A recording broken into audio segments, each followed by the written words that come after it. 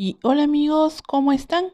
Hoy les traigo estos marcadores de la tienda Miniso. Son marcadores acuarelables, vienen 24 diferentes tonos y son para nivel escolar para niños mayores de 3 años. Cuestan 29 soles 90, o sea 7.8 dólares.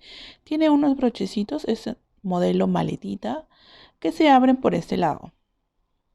Así que es súper seguro para llevar a la escuela. Así que lo abrimos y traen todos estos tonos súper coloridos. Vamos a ver al momento de pintar cómo es que pigmentan. Entonces vamos a sacar uno para que puedan ver más de cerca y ver el diseño y la punta tipo pincel. Así es. Entonces vamos a empezar y para esto requerimos un pincel para poder ver el efecto agua y papel toalla. Entonces vamos a pintar. Empezamos por acá.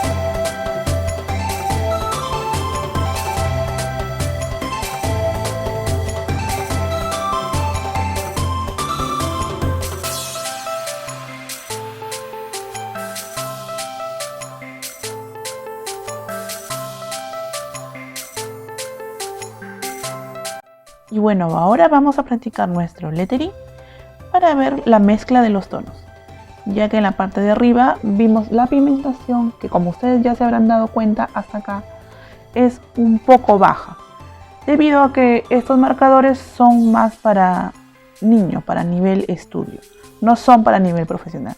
Sin embargo, aquí lo vamos a probar con lettering para ver cómo mezcla las tonalidades. Y en esta parte vamos a hacer un poco de letra corrida para ver el efecto.